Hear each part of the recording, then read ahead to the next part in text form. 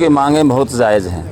ये जो तीनों कृषि कानून बनाए हैं भारतीय सरकार ने, ये किसानों के हित में नहीं है। ये बेसिकली इसके पीछे कॉरपोरेट हाउसेस को, बड़े बड़े इंडस्ट्रीज को और एग्रीकल्चर में बिजनेस कम्युनिटी को लाने का इनका इरादा है। इसके पीछे नीयत ही खराब है सरकार की। सबसे बड़ी बात यह है कि जिनके मोदी जी कह रहे हैं, यहाँ के कृषि मंत्री कह रहे हैं कि भाई इन कानूनों से किसानों को बहुत फ़ायदा है। अगर बहुत फ़ायदा है, आपने बगैर पूछे किसी तरह बना लिए। किसानों की तो सलाह नहीं ली गई, किसी भी किसान संगठन की सलाह नहीं ली गई। ये कह रहे हैं कि हम स्वामीनाथन की रिपोर्ट लागू कर रहे हैं, 1.5% हम जो नहीं 1.5 गुना कीमत दे रही है। स्वामीनाथन का जो एक्चुअल किसान के हित का जो फार्मूला है C2 का, उसमें लागू नहीं है। उसमें जो नहीं किसान को बड़ा फ़ायदा होता है कि लागू करते थे। तो ये झूठ बोल रहे हैं, गुमराह कर रहे हैं। इन्होंने कहा है कि भाई MSP हम रहेगी, न पहले ख़त्म हुई ना आगे होगी। भाई आप हवा में क्यों बातें कर रहे हो? इनको आप जो है संविधान के अंदर जो दूसरे बिलों के अंदर इनको शामिल करके न आप इनको जो है कानूनी दर्जा दो। इस तरह से कॉन्ट्रैक्ट फार्मिंग है। कॉन्ट्रैक्ट फार्मिंग की शर्तें मैंने पढ़ी हैं, सारी शर्तें जो है किसान के हित में नहीं, वो जो है कॉन्ट्रैक्टर लोगों के जो कॉरपोरेट हाउस उनके पक्ष में है।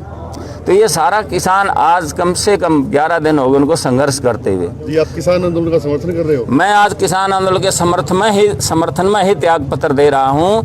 बीजेपी से त्याग पत्र दे रहा हूँ क्योंकि इन्होंने किसान जो इस देश का अन्नदाता है, इस देश के 135 करोड़ लोगों का जो पेट भरता है, जो गर्मी सर्दी में और कड़कड़ाती ठंड में तथा चमचमाती धूप के अंदर और चमासे के महीनों में, जेठ साठ के महीनों में, सावन के महीनों में जो बड़े बड़े काले नागों के मुंह पर उनके जो है फनों पर चलते हुए जो इस देश का पेट भरता है मेहनत के लोग, उनकी ये बात नहीं सुन रहे। 11 दिन हो गए, सिर्फ बरगलाने गुमराह करने के सिवाय सरकार ने कुछ नहीं किया है।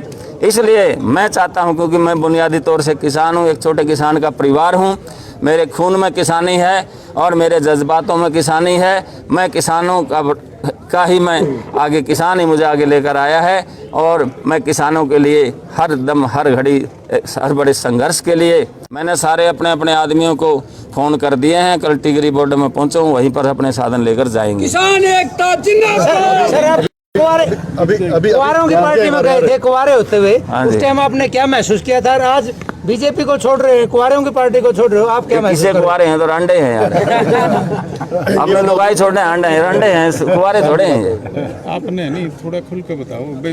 त्याग तो भेज दिया आपने त्याग पत्र, और किस माध्यम से भेजा है? मैंने जो है ईमेल से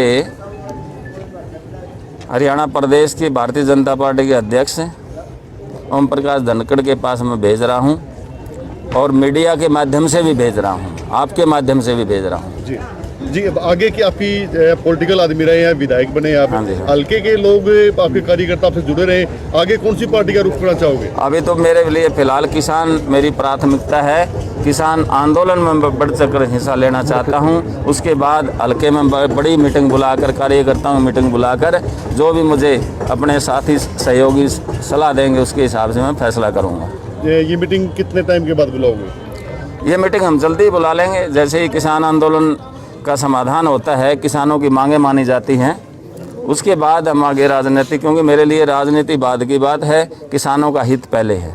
किसानों के मुद्दे पर क्या बीजेपी के जो बड़े नेता उनसे भी बातचीत हुई या मुख्यमंत्री से बातचीत आपकी हुई है?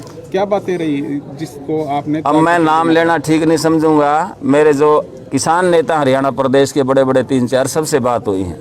मैंने सबसे बात की कि भाई किसानों का फ़ायदा बताओ, इनमें एक भी बताओ। उनके पास कोई जवाब नहीं। वो कहते हैं प्रभु साहब हमारे मुंह से क्यों कहलवाना चाहते हो? मतलब वो जो नहीं, बुरी तरह से उनका कोई कारण हो सकता है, अपनी आवाज़ नहीं उठा सकते भारतीय जनता पार्टी की सरकार के खिलाफ, और उनकी अपनी मजबूरी हो सकती है, वो जानते हैं।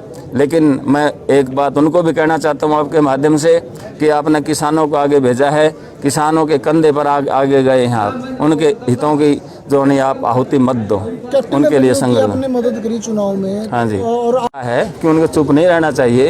नारायण हल्के ने उनको राजनीति मारने का मौका दिया, वरना हरियाणा प्रदेश में उनको कोई MLA बनाने वाला नहीं था, कहीं भी MLA नहीं बन सकते। क्या राम कुमार, ये राम भगत शर्मा जी अपने वापस घर लौटेंगे जी?